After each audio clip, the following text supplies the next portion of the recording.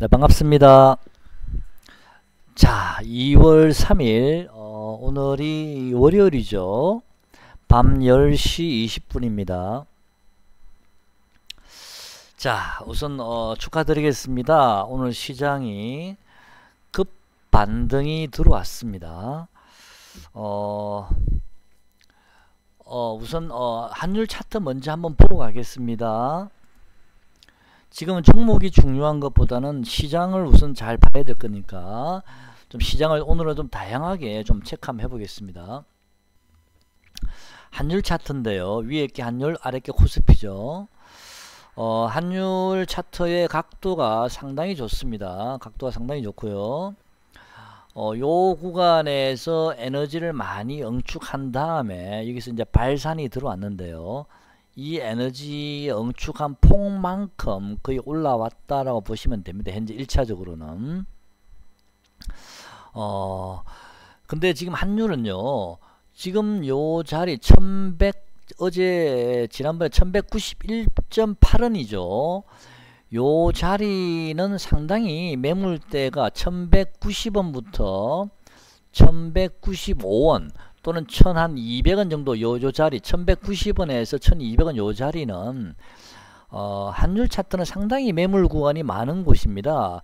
이 쌍봉 찍은 요 자리도 1194원 5원이었고요. 고점이. 또 요 자리도 예전에 제가 다른 일 때문에 한 3주 정도 제가 휴식을 취할 동안에 제가 그때도 1190원을 이탈하게 되면 환율은 끝납니다 라고 해서 급락이 나왔죠. 그때도 이 1195원이 굉장히 중요한 자리였지 않습니까? 이 1195원, 여기 1195원, 이번에도 지금 거기를 도전하고 있는데요. 요때 밀집되어 있던 요 캔들, 요때 쌍봉, 요 자리를 한 방에 바로 돌파하기는 좀 쉽지 않겠죠. 만약에 상승을 더 추가적으로 한다 하더라도요. 만약에 추가적으로 환율이 더 상승을 한다면 바로 올라가는 게 아니고 물론 이평선간에 또 어느 정도 이격도 벌어져 있는 상태고 이런 이런 밀집된 구간들이 있기 때문에 저항들이 좀 만약에 간다 하더라도 옆으로 좀 행보를 해서 에너지를 모은 다음에 그 다음에 한 번 더 위로 칠 수는 있어도요. 바로 올라가기는 좀 힘들지 않을까라는 생각도 한번 해보고요. 반대로 코스피도 보면 5일선이나 11선이 꺾여서 지금 데드크로스를 만들어 가고 있는데 이 꺾여져 오는 각도가 가파르기 때문에 이 자리를 바로 뚫고 올라가기는 힘들지 않습니까? 저항선에 계속 부딪힐 수밖에 없거든요. 올라가더라도. 그래서 환율은 추가 상승을 하더라도 요 밀집된 이제 저항 구간, 강력한 저항 구간에 들어왔다라는 거. 그래서 만약에 상승을 하려면 좀 더 에너지를 모은 다음에 행보를 한 다음에 올라가야 된다는 거. 그렇다고 환율이 급락할 수 있냐? 그것도 아닙니다. 왜냐하면 밑에서 이미 5일선이나 11선이 가파르게 올라서 받쳐주고 있기 때문에 또 급락하기도 쉽지 않은 자리거든요. 환율은 지금 당장은요. 환율은 당분간은 옆으로 좀 행보할 가능성이 있다. 일정한 박스권에서 당분간 환율은 좀 행보할 가능성이 있지 않을까라는 생각이 들고요. 그 다음에 하락을 하든 상승을 하든 다시 한 번 더 방향성을 보일 가능성이 있습니다. 만약에 우리 주식시장, 주식을 투자하는 우리 입장에서 가장 안 좋은 시나리오는요. 이 폭만큼 지금 상승해 왔기 때문에 만약에 다시 에너지를 다시 조정받은 다음에 에너지를 모아서 한 번 더 뻗어갈 수도 있고요. 한 번 더. 그렇게 되면 1200원을 돌파한다는 얘기가 나오거든요. 그러면 그때는 요 자리들이 강력한 지지선이 됩니다. 1195원이. 그렇게 되면 얘기는 달라지겠지만, 글쎄요. 그거는 좀 더 지켜봐야 될 듯 합니다. 어쨌든 환율은 좀 당분간은 어쨌든 좀 쉬면서 박스권을 만들지 않을까. 내려오기도 힘들고 올라가기도 힘들고 당분간은. 코스피도 저항선 때문에 올라가기도 그렇고 또 내려오자니 오늘 기관의 외국인의 강력한 순매수로 인해서 또 바닥을 찍고 급반등이 들어왔기 때문에 내려가자니 기관의 외국인 오늘 3만큼 다시 팔아야겠죠. 그죠? 그 다음에 코스피 지수 한번 보겠습니다. 자, 코스피 지수를 보시면 일봉인데요. 야, 월봉이네. 자, 일봉 보시면 왜 이렇게 지저분해졌죠? 자, 추세선의 하단부를 깨고 내려봤고 오늘은요. 근데 오늘 여기서 한번 보셔야 될 점은요. 제가 요즘 코스피의 이 추세를 보면서 무슨 생각이 많이 드냐면은 예전에 우리가 저 작년 8월 달에 8월 초에 8월 6일이었죠. 정확하게. 그때 여러분 기억하시죠? 그때 여름 휴가 때 엄청나게 급락했었지 않습니까? 뭐 사이드카가 발동될 정도로 100포인트가 빠지고 그랬으니까 코스피가요. 그때가 바로 요때였습니다. 요때 느낌이 요즘 좀 들긴 하거든요. 근데 가만히 보시면요. 요 구간에서 이렇게 하락을 급락을 할 동안에 제대로 된 반등은 장중에 잠깐 주고서 그냥 다 빠졌지 않습니까? 이번에도 제대로 된 기술적 반등 없이 장중에만 살짝 주고 아침에 바로 뺐는데요. 이 하락하는 구간에서 음봉의 캔들을 보시면 가장 긴 캔들이 어떤 겁니까? 여기서 바로 요 놈이죠. 그죠? 자, 여기 구간에서 하락 구간 음봉의 캔들 중에 가장 긴 게 어떤 겁니까? 바로 요 놈입니다. 요 놈요. 바로 지난 금요일이었죠. 자, 요때 음봉의 캔들을 가장 길게 만든 이후에 공포감을 조성시킨 이후에 강한 공포감을 조성한 이후에 그 다음날 코스피는 이때 갭 하락이 떨어졌습니다. 이때요. 기억나시죠? 그때 갭 하락이 떨어졌으면 이날 장중에는 뭐 난리도 아니었죠. 개별주들요. 자, 이날도 보시면 강한 장대, 가장 긴 장대 음봉 위에 오늘 갭 하락이 떨어졌습니다. 자, 제가 일요일 날인가 말씀드릴 때도 코스피가 제대로 반등을 하려 그러면 아침에 시초가를 높게 뭐 플러스에서 시초가를 시작하면 그거는 저점이 아니다라고 말씀드렸습니다. 제가 세력이라면 신용 물량이 주가가 하락할 때마다 신용 물량이 계속 반대 매매가 나오는데 그거를 아침에 갭 하락을 시켜서 싸게 받아야지 그걸 위에서 왜 받겠습니까? 그런데 이날도 밑에서 갭 하락을 받았죠. 마지막 물량을 받았다는 느낌이 들었죠. 지나가 보니까 이 자리에 저점이었습니다. 그죠? 지나가 보니까 오늘도 보면 이 가장 긴 음봉을 만들고 난 이후에 오늘 갭 하락을 시켰었습니다. 그런 다음에 요 물량을 받아서 외국인 기관이 동시에 순매수를 하면서 반등을 시켰거든요. 물론 요 캔들과 이 캔들이 똑같이 일치하란 법은 없습니다. 그죠? 그렇지만 오늘의 이 반등은 저는 나름대로는 좀 나름대로 의미를 좀 우리가 둬야 되지 않을까. 나중에 뭐가 좀 잘못돼서 추가 하락이 나온다 하더라도 이 반등은 저는 상당히 의미가 있다라고 보고 있고 어쩌면 오늘이 저점이 될 수도 있습니다. 오늘 저점이 그건 아무도 알 수가 없는 거고 현재로서는요. 오늘 캔들 요 하나만 가지고 우리가 어떻게 알 수 있겠습니까? 그죠? 제가 자주 보는 요 보조 지표로는요. MACD가 제가 영선을 이탈해야 된다 그랬는데 오늘 영선을 좀 이탈 조금 했죠.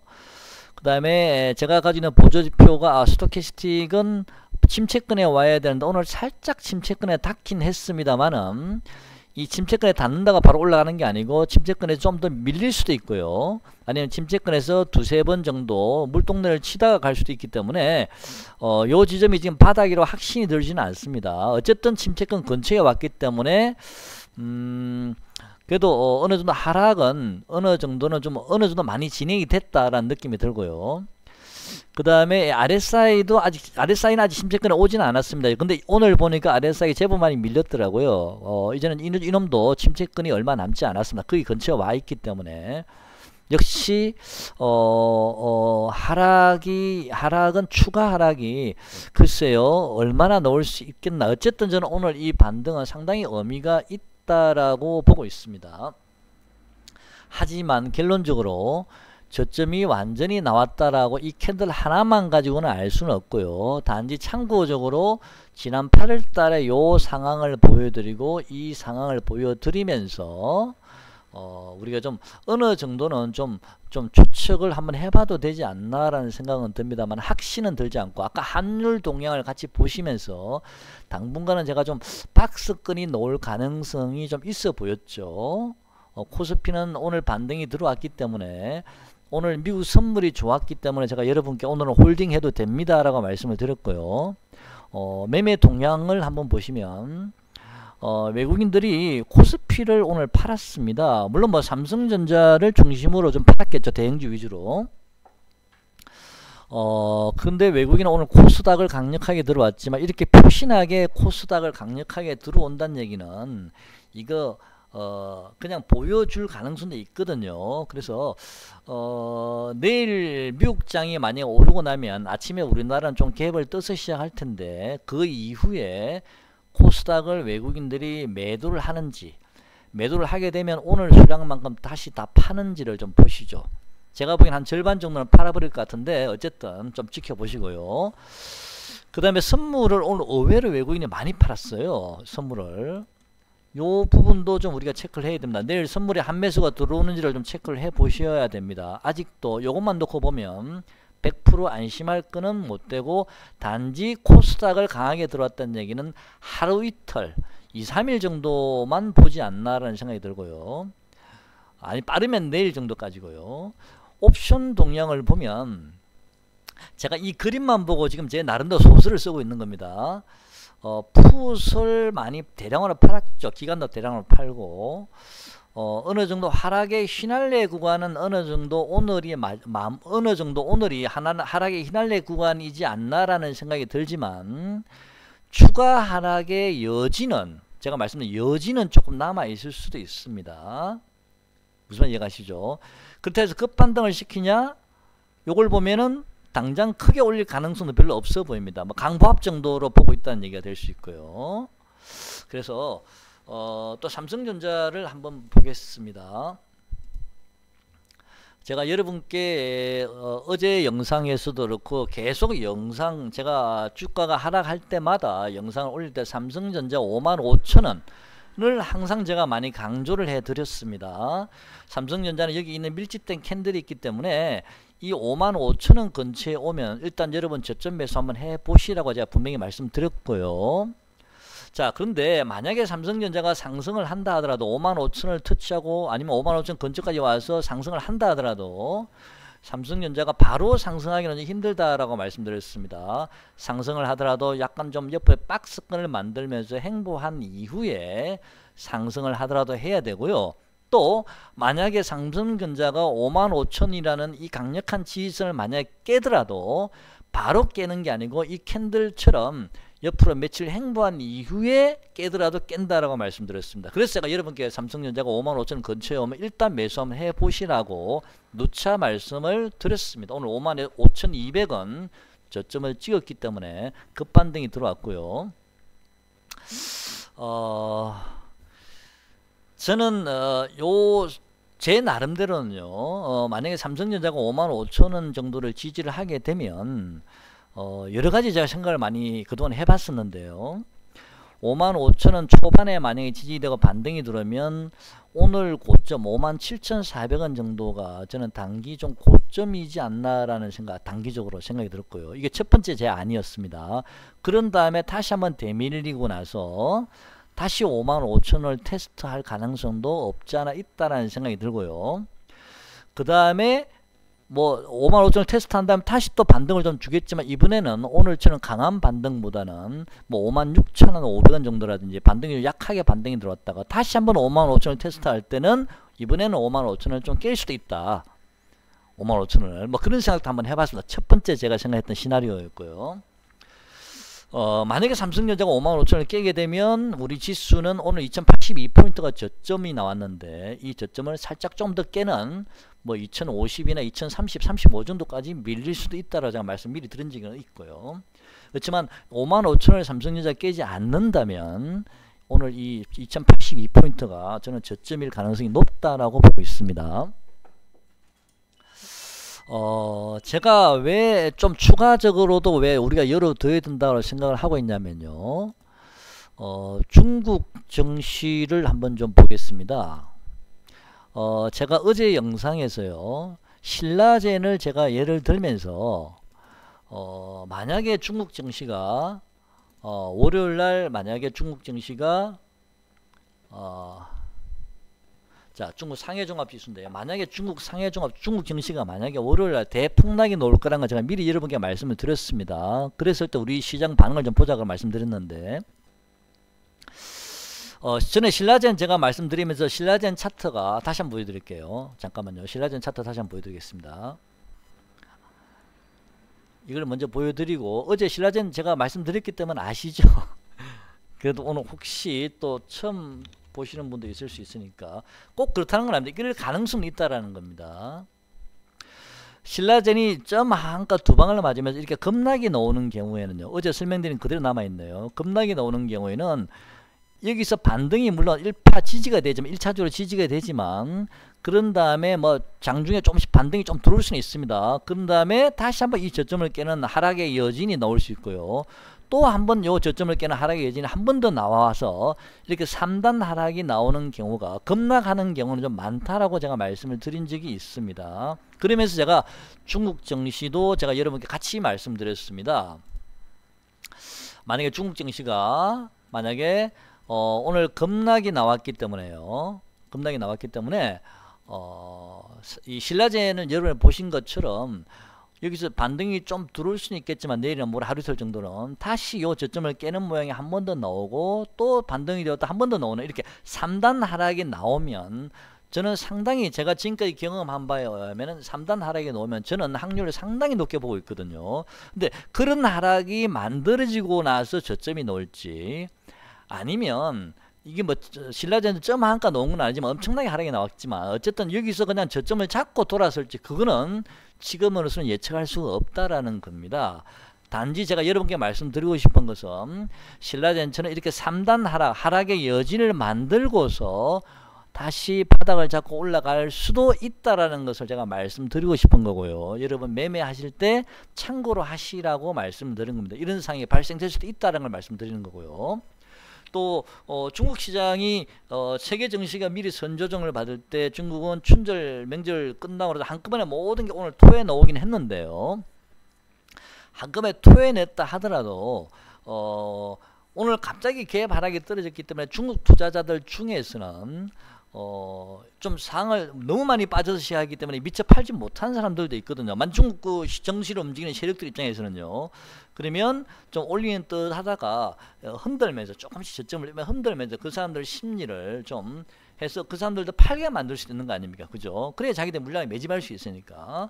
그래서 어쨌든 안심하지 마시고요. 아까 제가 환율 차트의 동향을 좀 말씀드렸듯이, 좀 이렇게 일정 부분 박스권 형태, 삼성전자도 보셨지만 좀 박스권 형태의 고점과 저점이 나올 수 있지만, 그런 이후에 시장이 조만간에 며칠 지나고 난 다음에 다시 한번 방향성이 나올 수도 있다라는 생각이 드는데요. 제가 생각하는 가장 좋은 시나리오는요, 예를 들어서 오늘이 저점이 나온 상태에서 뭐 예를 들어서 반등이 이제 들어옵니다. 며칠간, 전 한 일주일 정도 반등이 들어온다 보고 가장 좋은 시나리오를 말씀드리는 겁니다. 반등이 들어오고 난 다음에 뭐 2150이나 2155 정도까지 가면 저는 상당한 반등이 나온 거라 보고 있거든요. 그런 다음에 그 자리에서는 한 번 더 밀릴 거라 봅니다. 그럴 때는 이렇게 쌍바닥 형태를 만들 가능성이 있습니다. 더블로장이 되든 아니면 짝꿍댕이 형태가 되든 간에요. 그래서 2150이나 55까지 만약에 간다면 저는 쌍바닥 형태가 만들어질 가능성이 높고요. 만약에 이번 상승이 오늘 우리 코스피 고점이 제가 2130 얼마였죠? 그 고점처럼 오늘 고점을 2135를 돌파하지 못하고 밀리게 된다면 다시 삼성전자가 55,000원 근처까지 내려오게 되죠. 그 자리에서 삼성전자 다시 또 반등이 들어오겠지만, 이 고점, 오늘 고점을 넘지 못하는 그런 반등이 나왔을 경우에는 다시 삼성전자는 55,000원을 깰 수도 있다라는 겁니다. 이거는 제가 나쁜 시나리오, 최악의 나쁜 시나리오를 본 거고요. 좋은 시나리오는 2150이나 55까지 밀고 갔다가 다시 내려올 때는 그때는 쌍바닥 형태가 만들어질 가능성이 있습니다. 어찌됐든 저찌됐든 간에 중요한 것은 일정 부분 반등은 들어오니까 여러분께서는 적당한 지점에서 일단 고점 매도 한번 하시고요. 당분간 박스권을 보시면서요. 또 저점에 내려오면 다시 저점 매수를 준비하시면 됩니다. 이 지점을 깰 듯 하면은 그때는 더 매수하지 말고 기다리면 되니까 또 그때 확인하고 들어가면 되거든요. 그래서 이번에 만약에 종목이 좀 반등이 들어오면 좀 일정 부분 좀 현금화를 하셔도 됩니다. 자, 그런데 그런 다음에 다시 또 시장의 추이를, 방향성을 좀 체크하면 되는데요. 시장 상황이 중국의 그 우한 폐렴 문제가 좀 더 악화될 가능성도 물론 없지는 않습니다만은 어느 정도는 좀 많이 좀 이렇게 상황이 안 좋은 상황까지 왔기 때문에 이보다 더 심하게 뭔가가 발생될 가능성은 좀 낮다라고 보고 있지만, 하지만 중국 정시 자체가 아까 신라젠처럼 세력 입장에서 이걸 매집을 해야 되기 때문에 좀 그런 과정들이 중국 정시가 조금씩 흔들리면 우리나라 시장도 같이 흔들릴 수도 있거든요. 그래서 출렁일 가능성도 있기 때문에 당분간은 여러분께서 이동평균선 11선 정도나 아니면 빠르면 5일선 정도, 오늘 그 LB세미콘 같은 경우는 11선, 21선까지 갔다 왔거든요. 이런 종목들은 상당히 강한 종목입니다. 이런 종목들은요. 하나, 둘, 이런 점은 길게 보면은 요 파동이 한 번 더 남았다고 저는 보고 있는데, 어쨌든 종목별로는 시장이 급락하지만 않는다면 종목별로는 저는 또 올라가는 종목도 분명히 있을 수 있다. 30포인트 이상 하락하지 않는다면 지수가 일단 오늘은 하락의 휘날레 구간을 어느 정도는 만들었기 때문에 만약에 여진의 하락이 나오더라도 뭐 급락하는 그런 장보다는 뭐 흘러내릴 가능성도 있기 때문에 그럴 경우에는 또 종목별로 좀 움직이는 종목들이 좀 많이 생길 수가 있거든요. 그래서 지금은 여러분 지수도 지수지만 이제는 종목 선택을 좀 잘 하셨으면 좋겠습니다. 삼성전자 같은 이런 지수를 움직이는 종목보다는요, 이런 개별 종목들을 좀 잘 선택을 하시면 또 나름대로 좀 괜찮은 수익률을 낼 수 있지 않을까라는 생각이 드는데요. 근데 이 문제가 저는 하루아침에 해결될 거라 보지는 않습니다. 왜냐하면 이런 상황들이 만약에 한 달, 두 달 가버리면, 저번에도 말씀드렸습니다, 중국 경제의 소비 자체가 망가져 버리기 때문에 지수 자체가 올라가기에는 좀 어려운 상황이 될 수가 있지 않습니까? 그럴 경우에는 종합지수는요, 아까 제가 말씀드린 대로 고점과 저점의 박스권을 만들든지, 아니면 이 저점을 또 며칠 뒤에 다시 깨지만 크게 하락해서 급락이 나오는 것보다는 어쨌든 이 저점을 깨는 그런 하락이 또 나올 수도 있습니다. 물론 크게 하락할 수도 있겠죠, 잘못되면은. 그래서 일단 여러분께서는 제가 보기에는 한 2, 3일 반등을 주면, 또 빠르신 분들은 내일 올 미국 선물이 좋으니까 내일 아침에 시가 갭을 띄우면 또 비중을 100% 매도 안 하시더라도 한 50% 정도 또 잘라주시고 또 기다려 보시는 것도 괜찮지 않을까. 외국인이 오늘 코스닥을 많이 샀지만 이렇게 눈에 보이게 산다라는 것은 추세적으로 끌고 올라갈 생각이 없는 것 같거든요, 제 생각에는요. 그래서 외국인들 아마 내일도 아마 코스닥이 좀 뜨면 또 다시 좀 팔 가능성이 있으니까 비중 조절을 좀 잘 하시면서 종목 선택을 좀 잘 하셨으면 좋겠습니다. 자, 종목별로는 이제는 조금 상승하는 종목들도 있을 수 있는데, 우선 가장 제가 지금 생각할 때 가장 좋은 섹터는요, 당연히 제가 좋아하는 섹터는 1순위가 전기차 섹터입니다.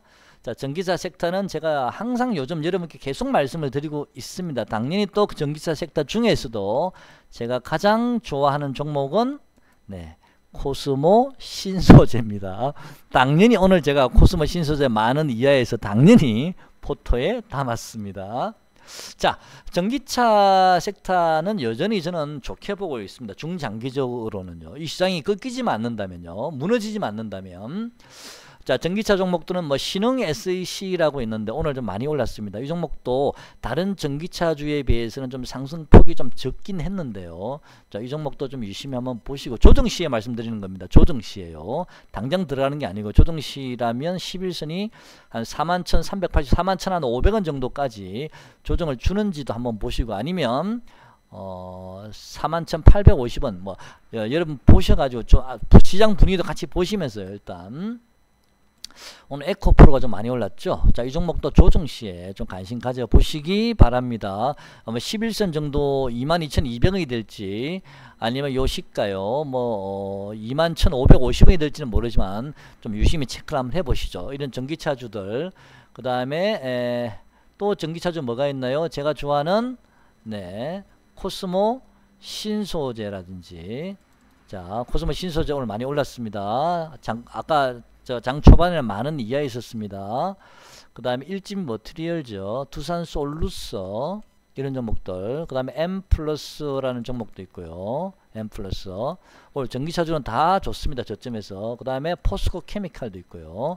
자, 1순위는 전기차주를 잘 보시고요. 그다음 2순위는 반도체 장비나 소재주입니다. 반도체 장비나 소재주들은 그동안에 좀 많이 눌려졌거든요. 별로 시세를 많이 못 냈습니다. 전기차주가 주도해왔기 때문에. 자, 이제는 반도체 장비 소재주는 삼성전자를 중심으로 해서 만약에 삼성전자가 5만원, 5천원을 다시 깨는 상황이 생기면 곤란하겠죠. 그죠? 물론 전기차주도 마찬가지겠지만. 그래서 어쨌든 삼성전자와 계열을 같이 하는데 역시 탄력도는 반도체 장비나 소재주도 상당히 좋습니다. 그래서 1순위 전기차, 2순위는 반도체 장비나 소재주입니다. 반도체 장비나 소재주. 그 다음에 3순위는 저는 바이오 종목 중에서는 젠백스라는 종목 여러분 많이 물려 계시더라고요. 제가 신경을 안 쓸 수가 없는데 젠백스라는 종목을 좀 보고 있습니다. 일단 이 종목은 일단 기관 외국인 수급이 오늘도 조금 들어왔거든요. 오늘 저점이 3만원인데 이 3만원 정도면 오늘 저점이 좀 놓은 게 아닌가 싶기도 하거든요. 3만원을 깨면 곤란합니다. 21선이 꺾여있기 때문에 당장 올라가기 쉽지 않아 보이고요. 한 3만 5천원 근처 오면 또 한번 잘라 주셔도 되지 않나라는 생각도 듭니다. 오늘 매수하신 분들은요. 보유하신 분들은 제가 이 보유하신 분들이 제가 이게 매도해야 됩니까? 손절을 해야 됩니까? 이미 계좌에 20%, 25%, 30% 정도 손실이 나 있는 그 계좌를 제가 손절하십시오라 말을 어떻게 제가 합니까? 제 돈도 아닌데. 그죠? 저한테 그런 질문 정말 곤란하거든요. 그래서 그거는 제가 말씀드릴 수가 없습니다. 저는 제가 시장 상황을 말씀드리고 하면 여러분이 참고로 해서 판단하시면 되는 거고요. 가능하면 저는 이 시장이 부러지지만 않는다면, 그리고 이런 전염병은 그렇게 오래 가지는 않지 않습니까? 2-3개월 길어봤자 2-3개월이고요.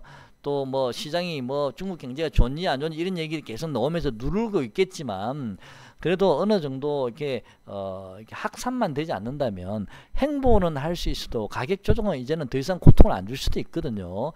그래서 내가 손에 팔기만 하면 손실이 확정되는 건 아니니까요. 자, 그 다음에 셀리버리도 조금 오르긴 했죠. 네, 셀리버리. 제가 관심 있는 종목은 이 셀리버리와 젠백스 뭐 이런 종목인데요. 일단 1순위는 전기차, 2순위는 반도체 장비나 소재주를 좀 보고 있습니다. 반도체 장비 소재주 LB세미콘 아까 제가 말씀드렸습니다. 한 번 더 갈 자리가 좀 있어 보인다. 파동성으로 그런 느낌이 들죠. 시장은 오늘은 의미 있는 반등이 들어왔는데요. 내일 아침 미국 선물이 좋기 때문에 미국 시장이 좋으면 아침에 갭을 살짝 띄울 텐데 그때 시장은 어떻게 또 반응을 보일지, 외국인이 코스닥을 좀 팔 수 있을 것 같거든요. 근데 다 팔지는 않을 것 같고 좀 3분의 1이든 반 정도는 또 고점에서 좀 더 사익실을 할 것 같은데, 아마 당분간은 제가 본 시장은 좀 박스권, 아까 한율 차트 보셨죠? 좀 어느 정도 박스권에서 고점과 저점이 나오면서 행보할 가능성이 있고요.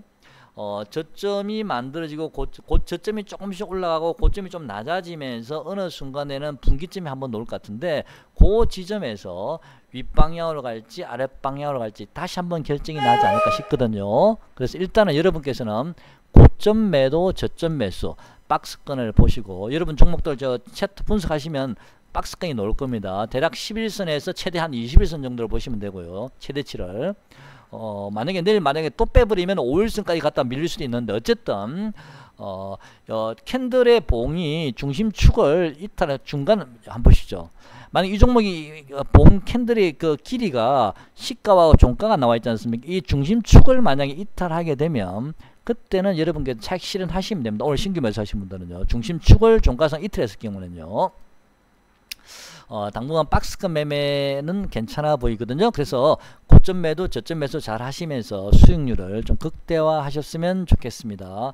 제가 내일장 다시 지켜보면서 다시 한 번 더 또 영상을 올리도록 하겠습니다. 자, 오늘 영상 여기까지 하겠습니다. 고맙습니다.